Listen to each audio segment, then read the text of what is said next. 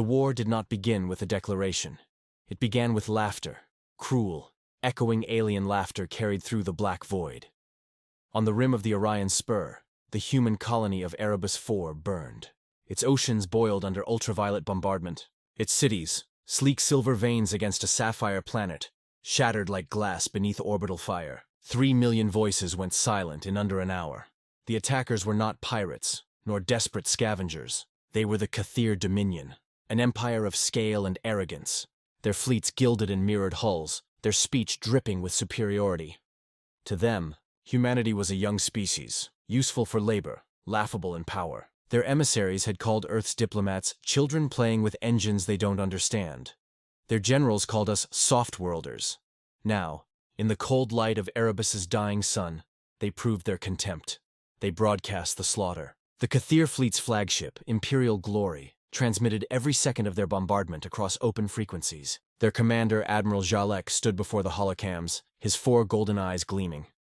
"Let this be a reminder," he said, voice calm as the planet died. "The humans will not speak in council again. Their expansion ends here. The Dominion does not debate with vermin."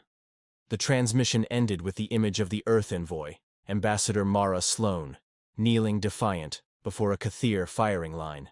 Her final words were simple. "You'll regret this silence." The blast came a moment later. The arrogance of the victors in the weeks that followed. The Galactic Council, that shining seat of order and diplomacy, met in polished chambers high above the trade world of Carolun. The Cathir delegation arrived draped in triumph, their golden crests reflecting the chamber's light. They presented their evidence of human aggression, a lie too convenient to challenge. The humans' representatives, those few who remained, were denied entry. Their communications were muted under the guise of peacekeeping. The council president, a serene-winged Avran elder, announced, "Humanity will remain under observation. Their response, if any, must be contained." The order was clear: silence them. Across the galaxy, ports closed to human ships. Trade routes shut down. Broadcast networks scrubbed human signals. Even allied species turned away, fearful of Cathir retribution. In the Dominion's halls, celebration reigned. They toasted with crystalline blood wine beneath banners woven from the ashes of Erebus. Their poets composed songs of victory. Their strategists laughed at the thought of Terran vengeance. "They will cry," said Admiral Jalek, his voice echoing in a marble war hall. "They will protest to the stars, but no one will hear them. Their voices are gone. Their fleets are relics. Their council is toothless. They believed it. Every empire in history has. The quiet before the answer. For months, the stars were silent. No human fleets moved. No messages came from Sol. The great relay stations at Jupiter went dark. To the galaxy, it looked like surrender. The council applauded humanity's restraint. The Cathir called it proof of their dominance. But silence is a strange thing. Sometimes it means peace. Sometimes it means waiting. And sometimes it means something vast is listening.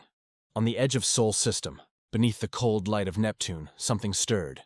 A machine fortress, once hidden, long forgotten, awoke. It was not a ship, not in the way others understood the term. It was a Citadel-class forge, the heart of Earth's black projects. The name on its hull was simple: Atlas Reborn. Its command AI came online. Human voices, grim and patient, echoed through encrypted channels. Protocol Leviathan initiated. Civilian colonies secured. Fleet authorization granted by Terran Defense Council, unanimous. Deep beneath Luna's surface, shipyards glowed with molten light. The Sol Armory network, once mothballed after the peace accords, reignited. The Council had ordered silence. Earth obeyed. But its silence was made of thunder. When the sky split, it began at the Cathir frontier station, Velar Prime, 2 sectors from Erebus. It was supposed to be a minor garrison, a sleepy port guarding a trade corridor. At 0300 local time, every sensor on the station screamed. The stars vanished. A wall of steel and light filled the void. 30 ships, black, angular, unmarked, dropped from slipspace. Their hulls reflected nothing. Their drives were silent. The first volley turned Velar Prime into a second sun. Witnesses, what few there were, spoke of weapons they'd never seen. Kinetic rods that traveled faster than light. Missiles that moved like shadows, bending around shields. And at the heart of it all, dreadnoughts so massive they blotted out planets. Each bore the same sigil, etched in silver along their bows, a single human hand. Clenched into a fist, The Kathir called for reinforcements. None arrived. Every relay, every beacon, every gate within 10 systems had been destroyed simultaneously. The Dominion's high command panicked. Who commands them? Jalek demanded as his war table flickered with red icons. Which world dares attack a Kathir fleet? His aide whispered the answer, trembling. They call themselves the Terran Retribution Fleet. For the first time in centuries, the Kathir felt something they did not recognize. Fear.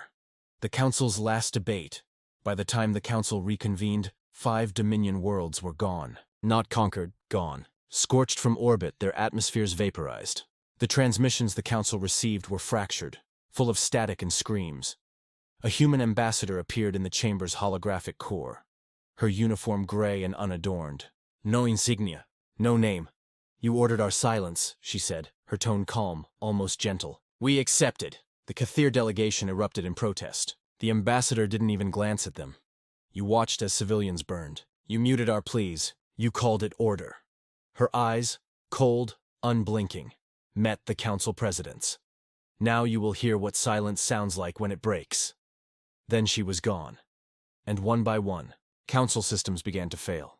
Across the spiral arms, orbital relays blinked offline. Long-range scanners went blind. Fleets lost contact.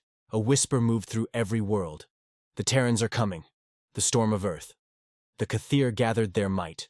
Thousands of ships, fortified worlds, planetary shields that could deflect suns. It didn't matter.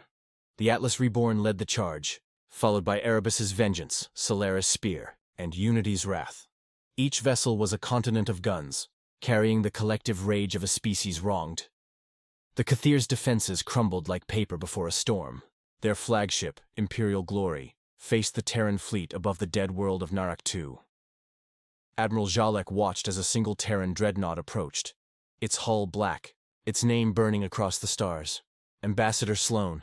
He laughed bitterly. So the ghosts come wearing her name. The human transmission cut in, voice steady, quiet. For Erebus, for the silenced, for the children who burned. Then the stars lit with fury. The Terran dreadnought fired a single salvo, 4 rods of compressed tungsten descending like divine judgment. Each strike cracked a continent. The planet split open, magma spilling into the void. The Imperial Glory tried to run. The Ambassador Sloan caught it mid-warp. Admiral, came the human voice. Can you still hear us? Static. Then a single final broadcast from the Dominion fleet. Half laughter, half scream. When the flash faded, there was nothing left of Jalek or his empire's pride. The reckoning. The war lasted 12 days. That was all it took. 12 days for an empire spanning 200 worlds to vanish. The Kathir homeworld was not bombed. Humanity did something worse. They shut down its atmosphere processors, its comm grids, its energy cores. They left it in perfect silence. When the Council sent rescue ships months later, they found cities intact, statues untouched, yet every living thing was gone. The only transmission ever found from the planet's last day was a single voice, whispering through static. We should have let them speak. The silence that followed the Council never recovered. Their fleets refused to engage Terran ships. Their ambassadors spoke only in apologies and trembling offers of peace. Earth did not answer. The Retribution fleet vanished into the black, leaving only wreckage and legends. Some said they returned to Sol. Others said they became ghosts, patrolling the edges of known space, silent watchers against those who might forget. A new phrase spread across the stars, spoken in hushed tones wherever war was planned or arrogance bloomed. Do not wake the Terrans. In time, the galaxy forgot the details. Historians called it the 12-Day War. Philosophers called it the price of silence. But among the surviving Kathir, in shattered temples and quiet ruins, one inscription remains, carved in alien stone, yet written in Terran standard. The Council ordered our silence and heard only cannons. Epilogue. The sound of memory centuries later. Explorers found the wreck of the Ambassador Sloan, orbiting a dead sun. Its hull was cold, its lights dark, but inside its main chamber, a single console still flickered. On it played the recording of a human voice, calm, resolute, timeless. We do not seek vengeance. We seek remembrance. But when remembrance is denied, vengeance becomes history's voice. The explorers left the system without disturbing a thing, and as they departed, sensors picked up a faint, impossible sound. A heartbeat. Rhythmic. steady, human. The silence was listening again.